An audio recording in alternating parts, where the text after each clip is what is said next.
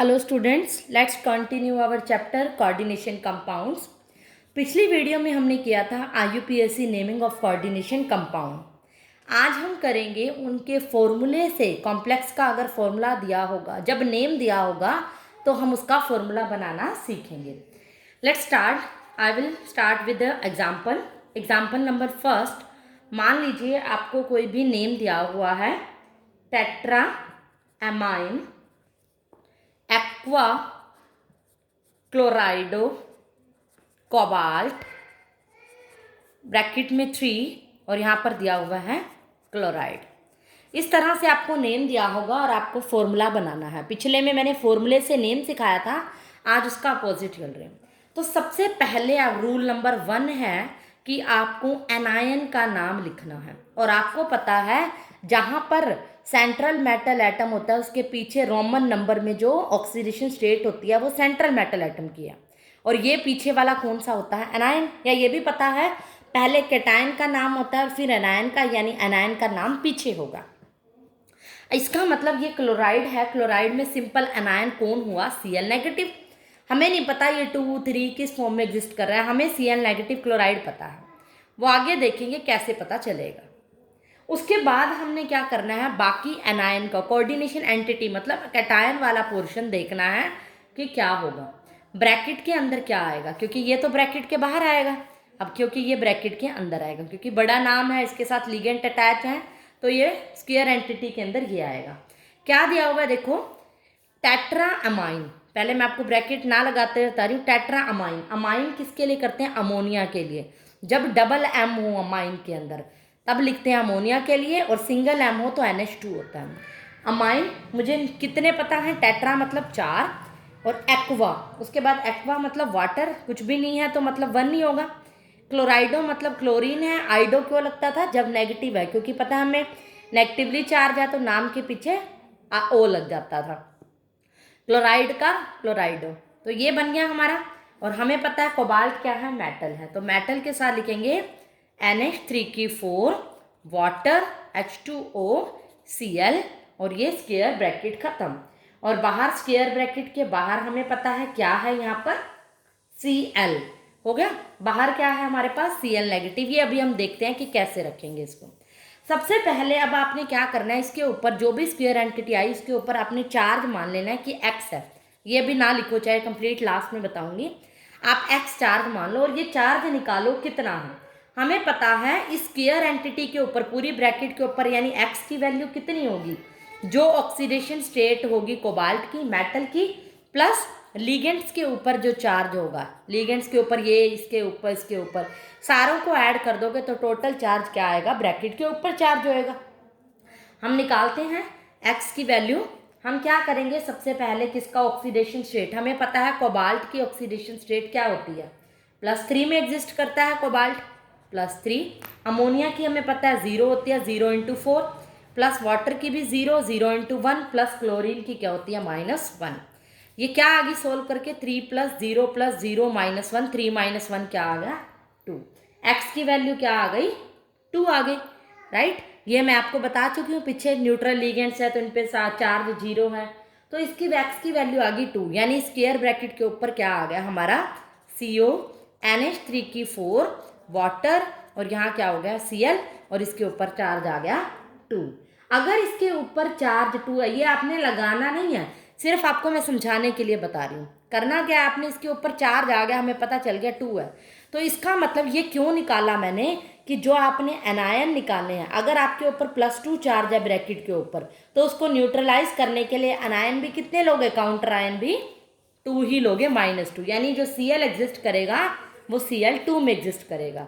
जरूरी तो नहीं है ना कि काउंटर आयन अपनी ओरिजिनल फॉर्म में एग्जिस्ट करे। क्लोरीन की ओरिजिनल फॉर्म कोई भी हो सकती है। Cl आयनिक की फॉर्म में Cl नेगेटिव है, Cl2 वैसे हेलोजन की फॉर्म में, तो किस फॉर्म में एग्जिस्ट करेगा? जो इसके ऊपर चार्ज होगा वही इसके साथ लगा दोगे। मान लेते हैं मैं x की वैल्यू, इस ब्रैकेट के ऊपर 1 चार्ज आता तो Cl ही लगाते, अगर 3 चार्ज आता तो Cl3 लगाते। तो इस तरह से अगर मान लो +5 चार्ज आता तो Cl5 निकालते। तो इस तरह से आप क्या करोगे? चार्ज लगाओगे। अब यहाँ पर चार्ज क्या आया? 2 आया, तो ये 2 नहीं लिखना, सिर्फ Cl2। ये आपका क्या हो जाएगा? फॉर्मूला। तो फॉर्मूला लिखने का तरीका आपका क्या रहेगा, ये रहेगा। फटाफट से स्क्रीनशॉट लो।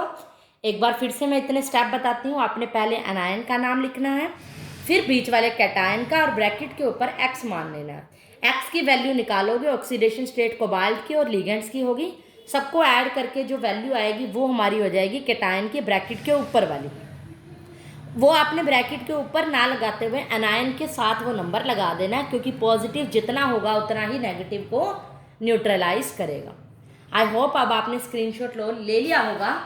नेक्स्ट जो टॉपिक है हमारा, वैसे बुक में है आइसोमेरिज्म, लेकिन इस बार कुछ 2021 में सिलेबस डिडक्ट होने की वजह से वो सिलेबस में कट चुका है आइसोमेरिज्म।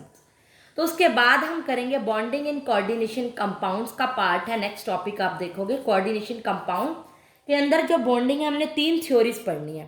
पहली थ्योरी पढ़नी है वर्नर, फिर पढ़नी है वीबीटी, और फिर पढ़नी है CFSTE, crystal field splitting theory. Werner theory आपकी बुक में सबसे पहले है, बट बहुत छोटी सी है।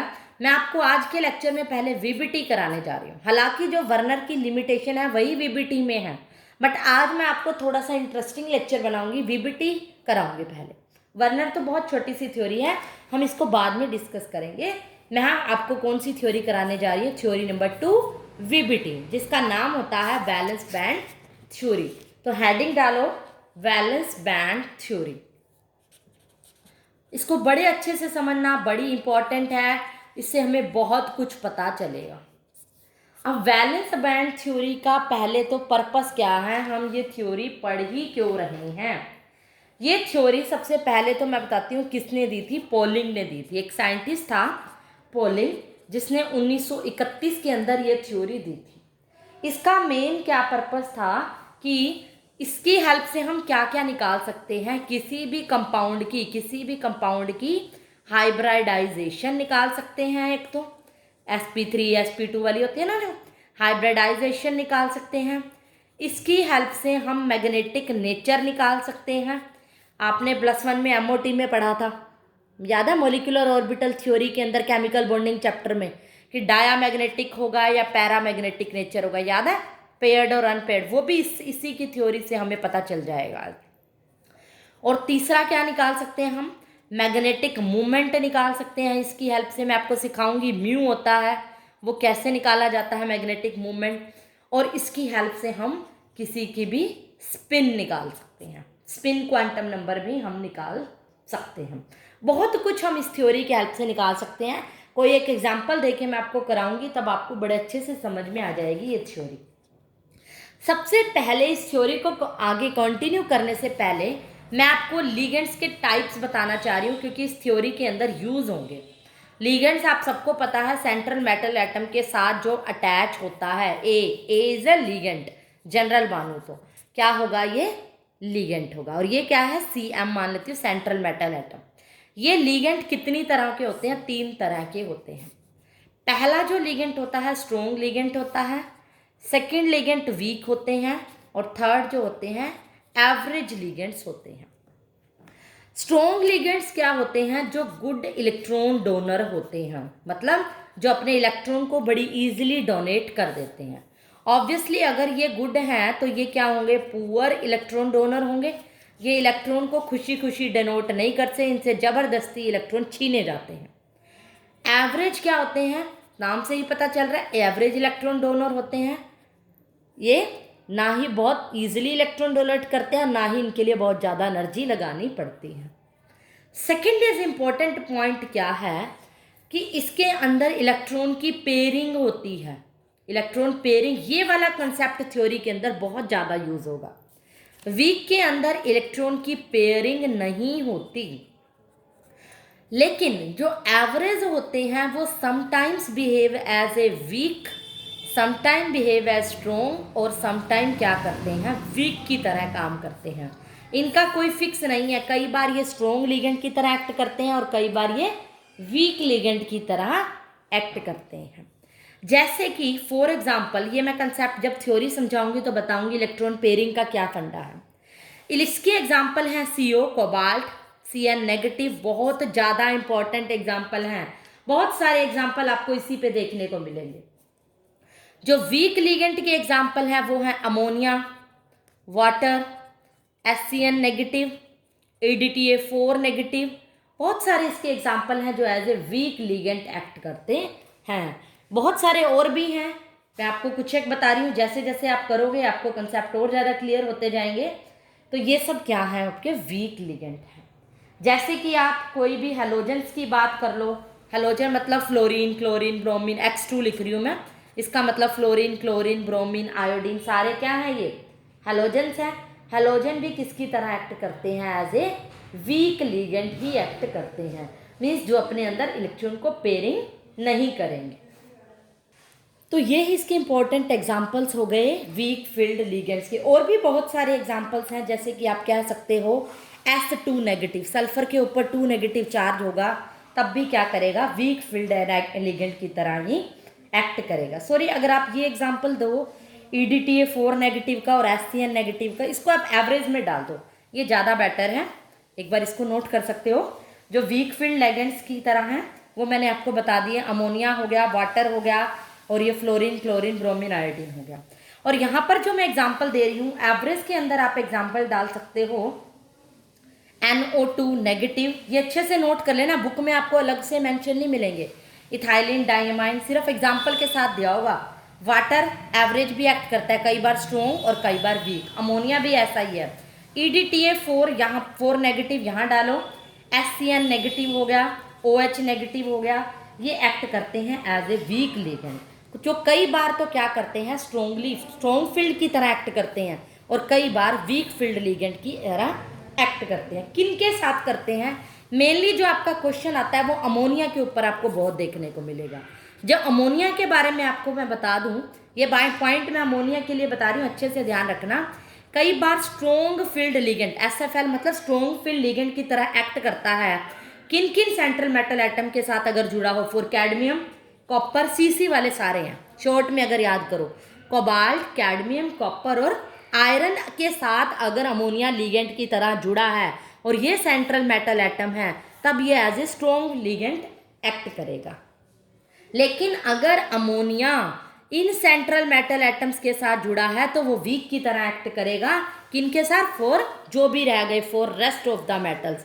और कोई भी अगर मेटल के साथ जुड़ा हुआ है तो ammonia as a weak field ligand act करेगा। ये आपको मैं इंपॉर्टेंट बता दूं, कह सकते हो उसको एक्सेप्शंस भी है या फिर एक रूल भी मान सकते हो, क्योंकि मैंने आपको कह दिया कि ये एवरेज इलेक्ट्रॉन डोनर है, ये एवरेज लिगेंड के नाम से जाना जाता है।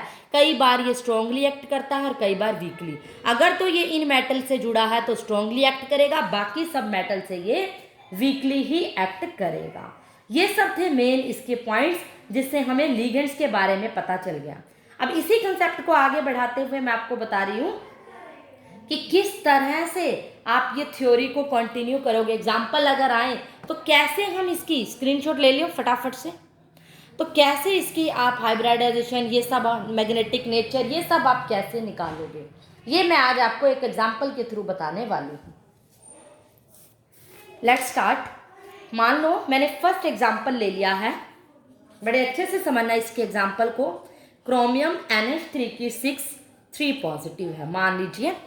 आपने क्या करना है, सब कुछ निकालना है इसका, hybridisation, magnetic nature, paramagnetic movement, ये सब निकालने के लिए इसने आपको कहा है। मान लो सबसे पहले आप क्या करोगे, जो भी आपका सेंट्रल मेटल एटम है उसकी ऑक्सीडेशन स्टेट निकालोगे। पहला काम आपने यही करना है। क्रोमियम का एटॉमिक नंबर आपको याद होने चाहिए, इसके लिए कम से कम 30 के एटॉमिक नंबर आपको याद होने चाहिए। 30-40 के एटॉमिक नंबर रट लो, 30 से भी काम चल जाएगा। क्रोमियम क्या है, एटॉमिक नंबर 24 है, और आपको क्या करना है, इसकी ऑक्सीडेशन स्टेट निकालनी है। सबसे पहले इसकी ऑक्सीडेशन स्टेट निकालो, फिर मैं आपकी कॉन्फ़िगरेशन बताऊंगी। क्रोमियम की निकालूंगी X, हमें पता है अमोनिया न्यूट्रल लिगेंड है, चार्ज 0 आएगा, इक्वल टू में क्या आएगा 3, क्योंकि स्क्वायर ब्रैकेट पे 3 है, तो X की वैल्यू क्या हो गई 3। इट मीन्स इस कंपाउंड के अंदर chromium as a 3 positive exist कर रहा है। और अब मैं क्या कह रही हूँ, इसकी इलेक्ट्रॉनिक कॉन्फ़िगरेशन करोगे। हमें पता है क्रोमियम का एटॉमिक नंबर 24 होता है, उसके अंदर जो इलेक्ट्रॉन आएंगे उसकी जो कॉन्फ़िगरेशन वो आएगी आर्गन मतलब 18, जनरल कॉन्फ़िगरेशन 3d5 और 4s1। कॉन्फ़िगरेशन करके देख लो, 18 और 1 19, 19 और 5 कितने होंगे 24। और हमें पता है इस मॉलिक्यूल के अंदर क्रोमियम 3 पॉजिटिव की तरह एग्जिस्ट कर रहा है, तो 24 में से 3 घटा दोगे। मतलब आप क्या करोगे, 3 जब घटाते हो इलेक्ट्रॉन निकालोगे तो वह आउटर मोस्ट शेल में से निकालोगे, एक इसमें से निकलता है और फिर किस में से निकलेंगे, बाकी के 2 इसमें से। यानी हमारी कॉन्फ़िगरेशन कितनी हो जाएगी इस मॉलिक्यूल के लिए, क्रोमियम 3 पॉजिटिव के लिए। ये क्लियर हुई ये पॉइंट। यानी कि हम इस सिचुएशन पे पहुंच गए 3D का मतलब D के अंदर 5 ऑर्बिटल है, 3D में कितने हैं 3, उसके बाद 4s, अगर 4 शुरू हो गया तो 4s का मतलब 4p भी है लेकिन खाली है, 4s भी हालांकि 0 कर दिया मैंने। तो आप क्या करोगे 3D3 बता दोगे। अब आपने क्या देखना है, लिगेंड का काम जो मैं कह रही थी पेयरिंग और अनपेयरिंग वाला। अब लिगेंड देखो क्या है, अमोनिया है। अमोनिया इज ए कौन सा लिगेंड है, आपको ये याद हो जाने चाहिए, एग्जाम में आपको रटे हुए होने चाहिए कि अमोनिया कैसा लिगेंड है। देखो अमोनिया कैसा लिगेंड है, जनरली वीक लिगेंड के अंदर आ रहा है, लेकिन मैंने कहा था कई बार ये स्ट्रोंगली भी एक्ट करता है और कई बार वीकली। किस मेटल से जुड़ा है, कैडमियम, कॉपर, क्रोम और कोबाल्ट और आयरन। हमारा जो क्वेश्चन है वो क्रोमियम है, तो इसके अंदर क्रोमियम नहीं है। अगर क्रोमियम होता तो क्रोमियम के साथ जुड़ा होता, ये स्ट्रोंगली एक्ट करता। रेस्ट ऑफ द मेटल्स यानी क्रोमियम अदर मेटल है, तो हम क्या कहेंगे कि क्रोमियम के साथ होता है अगर, तो ये वीक लिगेंड की तरह एक्ट कर रहा है। कोबाल्ट, कॉपर, कैडमियम और आयरन के साथ होता तो ये स्ट्रोंगली एक्ट करता। अब ये अमोनिया क्या है, वीक लिगेंड है। वीक लिगेंड में क्या कहा था, डू नॉट पेयरिंग। अब ये कंसेप्ट यूज हो रहा है कि पेयरिंग नहीं होगी, यहाँ पर पेयरिंग नहीं होगी, मतलब ये इलेक्ट्रॉन पेयर नहीं होंगे। आगे मैं पेयरिंग का एग्जांपल दूंगी फिर आपको समझ आएगा। मतलब आपने कुछ नहीं छेड़ना, एज इट इज इनको रख देना है। और हमें पता है अमोनिया कितने हैं 6, तो आपने क्या करना है, जो भी एम्प्टी ऑर्बिटल हैं वहाँ अमोनिया जोड़ने हैं।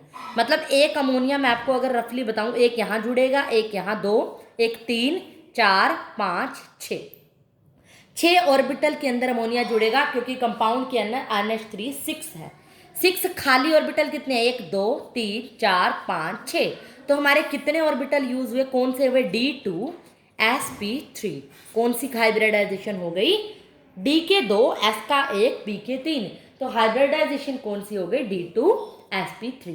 अब क्योंकि यहाँ पर अंदर वाला 3D के D ऑर्बिटल को देखना है, D इसके वाला अंदर वाला ऑर्बिटल यूज हुआ, इसीलिए इस कॉम्प्लेक्स को बोलते हैं इनर ऑर्बिटल कॉम्प्लेक्स। अगर बाहर वाला D होता, 4s 4p के बाद 4d वाली यूज होती, वो भी मैं आपको एग्जांपल दूंगी, तो वो किसका एग्जांपल हो जाता, आउटर ऑर्बिटल कॉम्प्लेक्स का। Is that clear. उसके बाद हम क्या करेंगे, इसका मैग्नेटिक नेचर भी बताएंगे। यहाँ पर अगर इलेक्ट्रॉन देखोगे अनपेयर्ड कितने सारे इलेक्ट्रॉन, लास्ट में जो इलेक्ट्रॉन है एक भी अनपेयर्ड नहीं होना चाहिए। यहाँ पर अनपेयर्ड है, अगर अनपेयर्ड इलेक्ट्रॉन्स हैं तो इसका नेचर कैसा होगा, पैरामैग्नेटिक नेचर। अगर सारे पेयर्ड होते, एक भी अनपेयर्ड नहीं होना चाहिए, तो वो क्या होगा, डायामैग्नेटिक। एक भी अनपेयर्ड है तो क्या कहोगे उसको, पैरामैग्नेटिक नेचर। उसके बाद हम इससे क्या निकाल सकते हैं, मैग्नेटिक मूवमेंट भी निकाल सकते हैं। एक होता है मैग्नेटिक नेचर और एक होता है मैग्नेटिक मूवमेंट। ये था मैग्नेटिक नेचर जिससे पैरा और डाया का पता चलता है। मूवमेंट कैसे निकलेगा, mu is equals to √(n)n+2। n क्या है, नंबर ऑफ अनपेयर्ड इलेक्ट्रॉन्स। कितने नंबर ऑफ अनपेयर्ड इलेक्ट्रॉन इसके अंदर, 3। तो म्यू की वैल्यू क्या होगी, 3 × 3+2। सॉल्व करो, 3+2 5। नंबर ऑफ अनपेयर्ड इलेक्ट्रॉन कितने हैं, 3+2 5, 5 3 15, √15। म्यू की वैल्यू क्या हो जाएगी, पीछे यूनिट लगाओगे BM। BM यहाँ पर क्या होता है, बोहर मैग्नेटोन, ये इसकी यूनिट है बोहर मैग्नेटोन। आपने सिर्फ BM लिख देना है। अगर आपने स्पिन निकालनी है, स्पिन का फॉर्मूला होगा 2s+1। स्पिन क्या है, अगर एक इलेक्ट्रॉन है आपके पास तो स्पिन हाफ होगी अनपेयर्ड इलेक्ट्रॉन, अगर 2 हैं तो हाफ प्लस हाफ होगी, 3 है तो हाफ प्लस हाफ 3 बार होगी, और अगर एक भी नहीं है तो 0 होगी एस की वैल्यू। तो इस तरह से आप स्पिन भी निकाल सकते हो इस फॉर्मूले के अंदर पुट करके। मेन ज़्यादातर mu, magnetic movement, magnetic nature और कैसा कॉम्प्लेक्स है और उसकी हाइब्रिडाइजेशन, ये सब निकाले जाते हैं।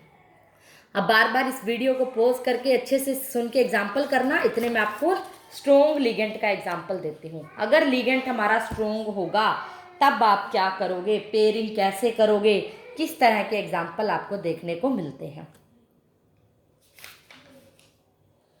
मान लो हमारा कंपाउंड है निकल, CN4 2 नेगेटिव।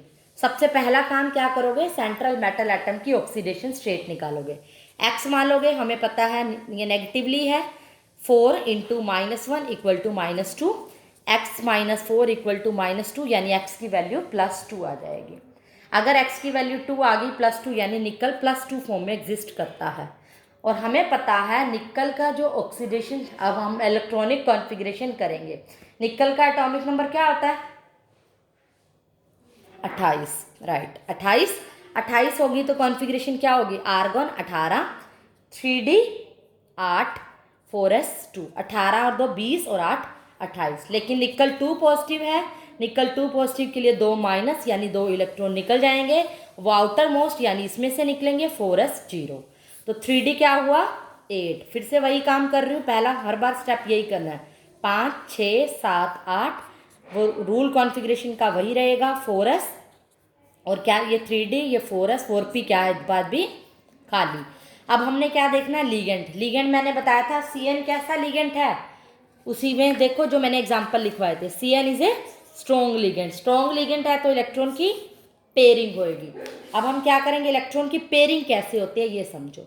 जो भी अनपेयर्ड इलेक्ट्रॉन है वो यहाँ शिफ्ट हो जाएगा, एक यहाँ। अगर मान लो ऐसी सिचुएशन हो जाए, मैं एग्जाम्पल दे रही हूँ, अगर मान लो कुछ ऐसा हो जाए, ऐसा हो जाए तो क्या करोगे, लास्ट वाला इलेक्ट्रॉन, मान लो ये भी नहीं है, ये भी नहीं है, ये वाला इलेक्ट्रॉन यहाँ शिफ्ट होगा, ये वाला इलेक्ट्रॉन यहाँ शिफ्ट होगा। मतलब सिचुएशन क्या हो जाएगी आपकी, लास्ट वाला इलेक्ट्रॉन फर्स्ट में इधर पेयरिंग, सेकंड लास्ट वाला सेकंड में ये पेयरिंग। इस तरह से पेयरिंग इलेक्ट्रॉन की करते हैं। तो ये आपको आनी चाहिए पेयरिंग कैसे करते हैं।